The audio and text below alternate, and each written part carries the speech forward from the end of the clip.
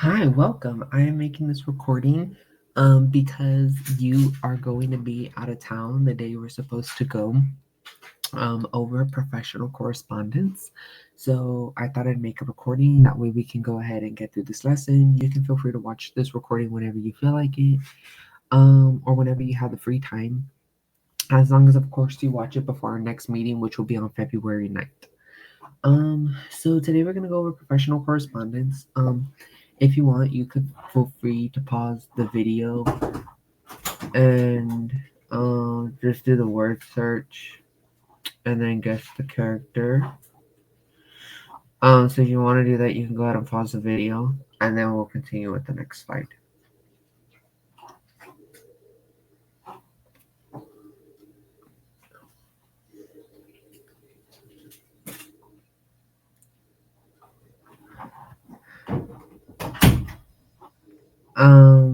Okay, so we'll go ahead and continue. So this was the Disney character. So if you got it right, good job.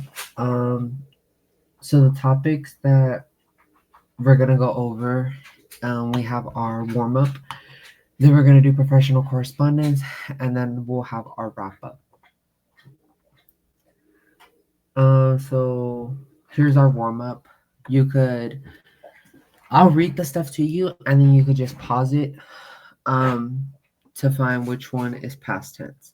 So is it I want to watch a movie, I'll want to watch a movie, or I watched a movie? So you could take some time to pause it, and then I'll reveal the answer. So if you chose the third one, I watched a movie, you would be correct. That is past tense. The other two, the first one doesn't really make sense. That would be more like present tense. Although you wouldn't say I want to watch a movie. If it was present tense, you would want to say I want to watch a movie. And then the second one, I want to watch a movie, is more future tense. I want to watch a movie. You're basically saying that you'll want to watch it in the future.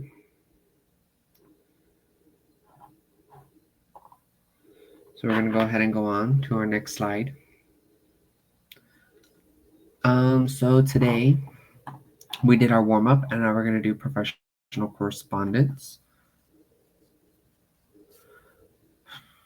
So our learning objective today, you will learn how to write professional. Today I will learn how to write professional and friendly correspondence, so that way you can effectively communicate in different situations, and you know you've got it when you can create a clear and appropriately structured letter, email, or message for a professional or friendly purpose. So here we have our sentence stems. So you want to describe a scenario when you would need to use an email to communicate.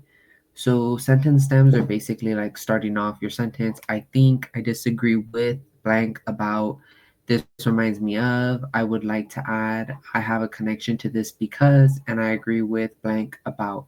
So these are just some sentence stems to start off your email when sending it. So you have your review, and here are some email points that you can remember. So you always want to begin your emails with Hangout messages or with a greeting. So you want to start off with "Hi, Mr. Ham," "Hello, Miss Morris," "Dear Miss Dolly," etc. Of course, these wouldn't be the names, but if you whoever you were sending that email to, you would want to make sure you started off with a greeting. You want to use proper grammar, avoid slang or abbreviation. So when you're sending a proper email that's to a teacher or to a boss, you want to make sure that you use proper grammar. You want to make sure you avoid slang or abbreviations like IDK. Those are more abbreviations, and slangs are more for non-professional emails or messages, like to friends, sort of. And then you want to use proper manners. Make sure to say please, thank you, or I appreciate it. Be clear and direct in your responses. Say what you need to say and make sure it is expressed clearly. In an email response, read each part carefully and be sure to respond to each question or comment the teacher makes in the original email. And then in an email, give a closing, thank you, sincerely, take care, or etc. Whatever closing you use is fine. I know a lot of people use different ones, and that's totally up to you on whichever one you use.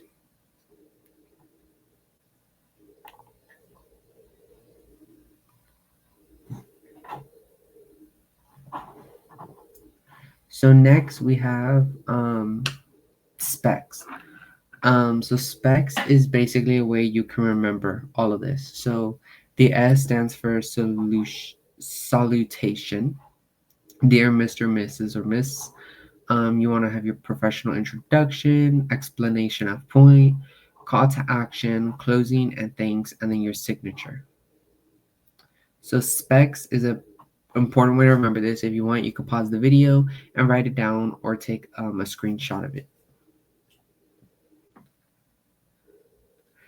So how to send a professional email, an informative guide for folks of all ages. So next we're going to look at how you can send a professional email.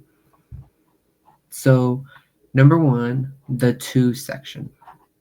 So in this section, you will find in the email address of whoever you are emailing. So example, person@email.org. So if you were emailing me, for example, you would make sure that you start off with the to section, and you would make sure you start off with my email, cn0922@gmail.com. But of course, this is to whoever you're sending the email to. You want to make sure you start off with the to section. That is the first part you want to make sure you start off with. Then the second step would be the subject section. So this section is not optional. This is also not where you type your entire email message. A lot of people, especially high schoolers, are known for writing this entire message in the subject column. And a lot of teachers do get annoyed with that. Personally, I get annoyed with that. And I'm not even a teacher. But the subject should be short, and you want to make sure you give an overview of the topic of your email. The next slide, if it ever loads. I'm sorry, my Wi-Fi is like really running slow right now. So the third one is the greeting. So the greeting is like the large section, basically. So you want to begin your email with a greeting. This is typed on its own line at the beginning of the email and should usually include the person's name and a comma at the end of the greeting. Then you want to space down and begin the message of your email. Remember to always start it off with the greeting. That is the first thing before typing the message. It could be hello, it could be good morning, good afternoon, good evening, good day, whatever it is, as long as it is an appropriate and proper greeting. That is the first thing you want to start off in that box. So some good examples are Dear Mr. Teacher, Hello Mr. Teacher, or Good afternoon. And some bad examples would be, Hey, tell me my grade, what's up, or no greeting at all. So if you want, you could take a second to pause the video and write these down, or take a picture of it.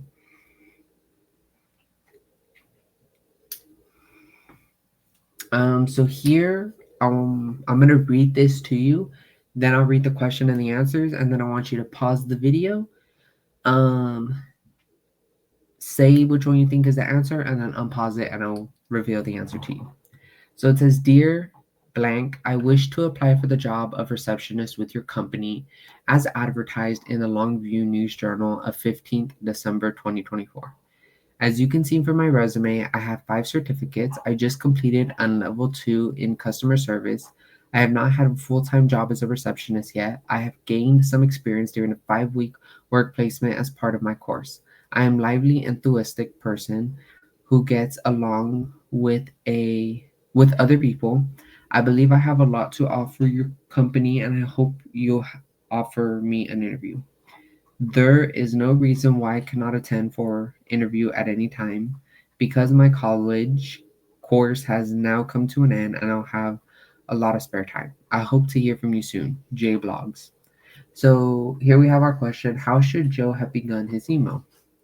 A. Dear Miss Sexton, Dear Miss Sexton, Dear Jane, or Dear Madam. So you can take a second to pause the video.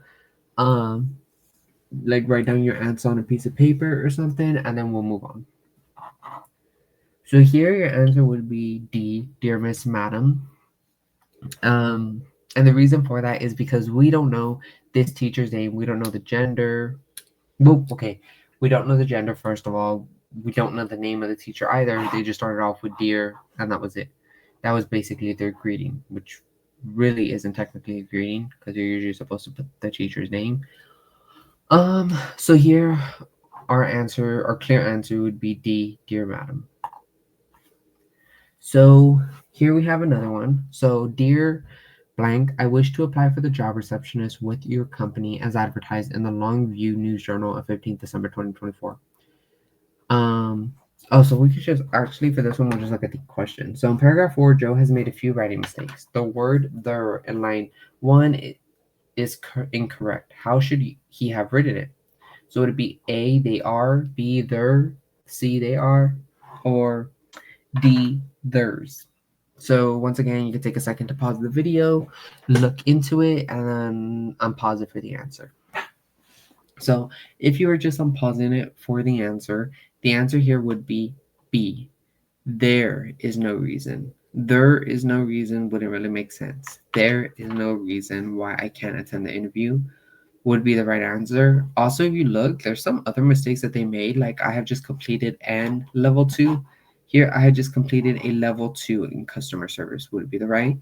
And then because my college was spelled wrong, there's no D in college.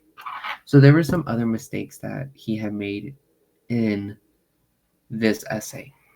So remember, if you need to ask your teacher for more time on assignment or to correct on assignment, how would you write your email to make sure it's polite and convincing? So you could pause this video, write it down in like a journal or something, and then you can unpause it. So, welcome back. We're gonna go ahead and skip this. This was more like an activity for an in-person, or not an in-person meeting, but like a live meeting, But since you're online or watching a recording, that's fine. This one was the same question we asked last time. Oh, I don't even know how that got back in there. Huh? That was like the same one.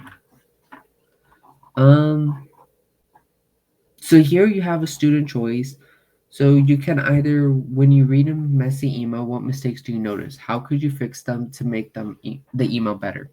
And then 2, if you had to email someone you don't know, like a boss or a coach, how would you make sure your message sounds professional? You could pause the video and write it down on a piece of paper or type it out like on a Word document or something, and then you can unpause the video to continue.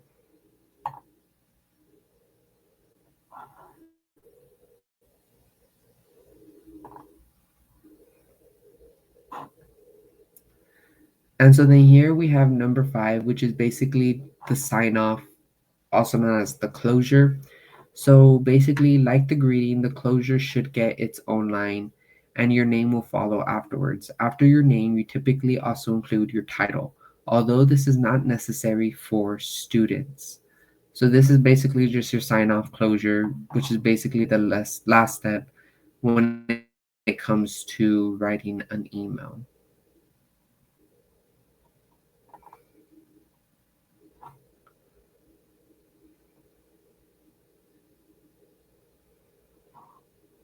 Then you have some examples. So a good example would be thank you, Mr. Teacher, or language arts.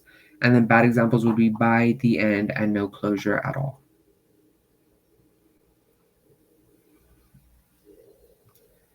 So here we have another one. So, um,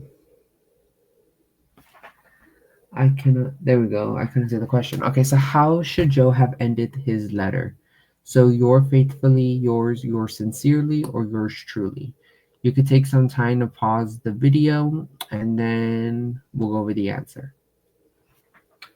So, if you took some time to pause the video and go over the answer, welcome back. So here the answer would be yours truly. The answer would be D. That would have been a perfect way for him to close out his letter to his teacher.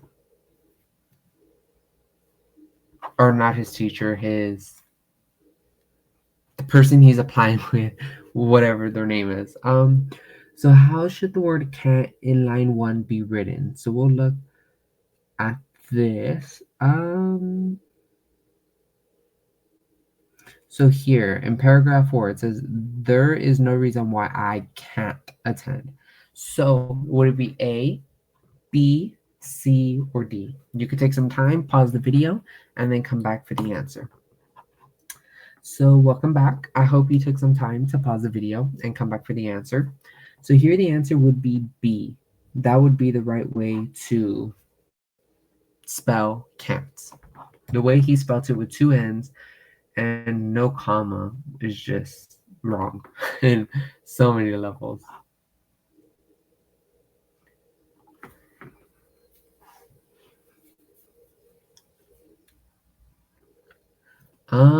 So here you have another student choice.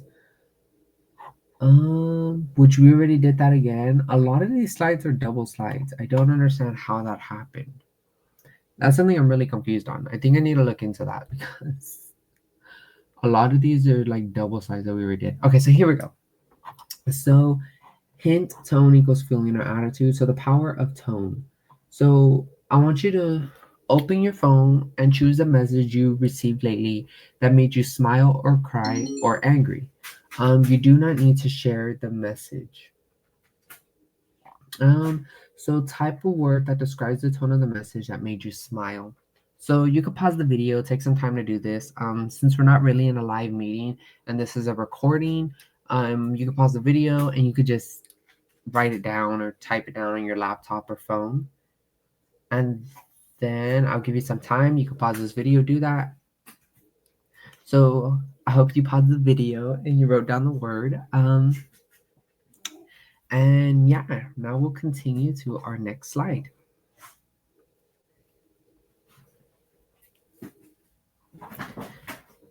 We're almost done, I promise. So what tone would not be appropriate for a professional email? You could take some time, pause this video, look at it, and then continue.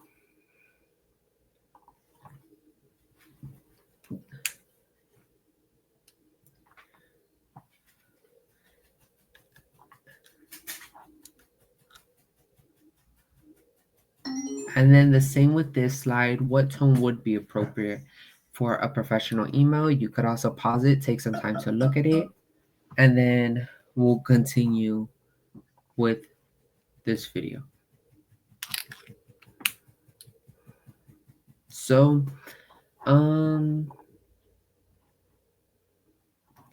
so here, what's the problem? So to a young at elgnips.net. So subject, I was gone yesterday and I don't understand the assignment. My friends won't let me copy and the internet was down at home. So you could pause this video, say what you think is wrong with this email, and then come back. So if you pause the video and you said that the answer is because they typed the whole email in the subject, would be correct.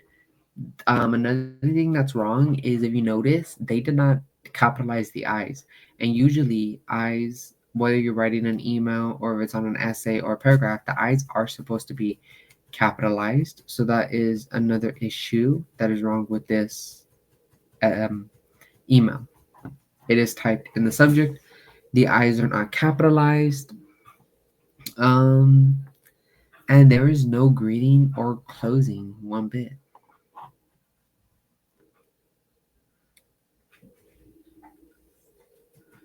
So here we have another thing. What's the problem? So to a young.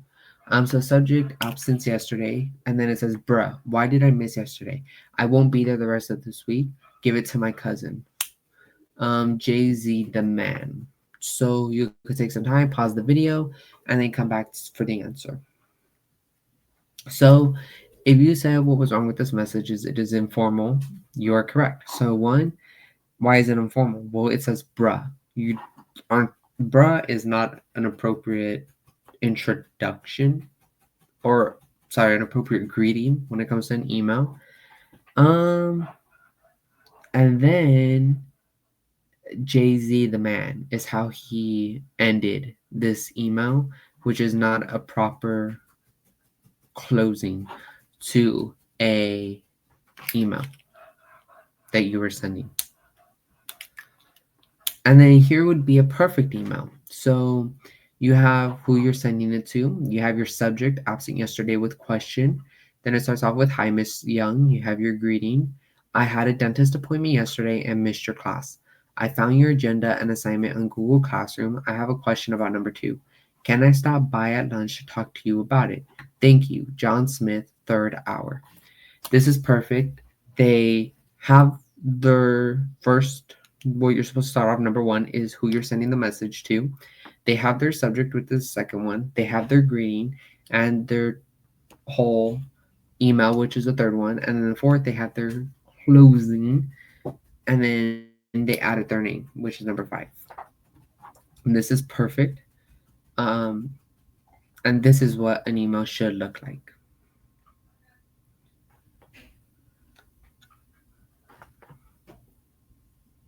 So here we'll skip this. This is also something that we would have done in our live meeting. So we'll skip that too. So put it all together, bad example. So to Mr. Teacher, there is no subject. Hey, why do I have an F? I turned in all those assignments and you didn't grade them. I need my math grade to go up so my parents will stop grounding me. Bye. So why is this a bad example? Well, 1, there's no subject. 2, he was very impolite and very, when you read this email, you automatically think this is like an argument. Basically, they automatically come off angry and rude. So that's 1, this is a very disrespectful email. And then 2, they did not have a proper closing. They just said bye. So the teacher doesn't even know who this email is from, but this would be a perfect example. So you have to Miss Teacher. You have your subject, question about math grade. Dear Mrs. Teacher, I am doing a grade check in my 7th period and I noticed that I have an F in your class. What can I do to improve my grade? Please let me know if I can come in for math help or any other way I can improve. Thank you, Mr. Teacher.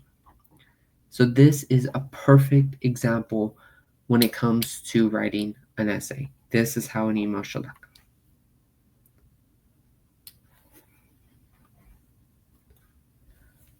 So prompt, here's an email. So subject, can you help me? Hey, I need your help with my project. Can you meet today? Thanks, Alex. So I want you to pause this video and I want you to list 3 changes you would make to improve this email for a professional audience. Explain why change is important. So welcome back to the video after you paused it. So here the first one would be, can you meet, well, you. U should be Y-O-U, not just the letter U. Today should be T-O-D-A-Y, not the number 2 and then day. And then thanks should be T-H-A-N-K-S, not T-H-X. They used a lot of abbreviations in this rather than typing out the whole word. So if you said those, you are correct if you listed those changes.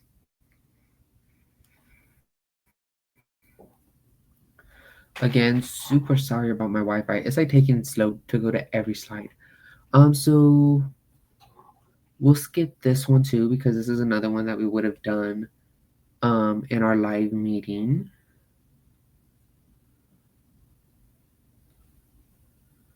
All right, and so that is it. We have our wrap up and a professional correspondence, or warm up and professional correspondence. And next we're going to go on to our wrap up.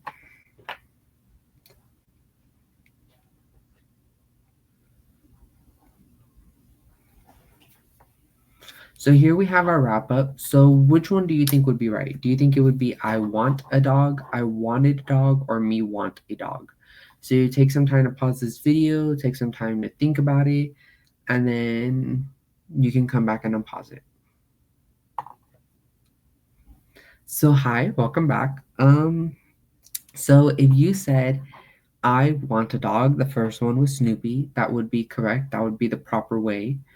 The other two would be incorrect. Um, so if you have any questions about this video, please feel free to contact me. You do not have an exit activity for this lesson. Just because this was a pretty longer lesson than all the other ones. This one had a little over 40 slides. So there was no exit activity for this one. But if you have any questions, I know you can ask me in the meeting. If you have any questions though, please feel free to contact me. And you can either contact me on Instagram or my email.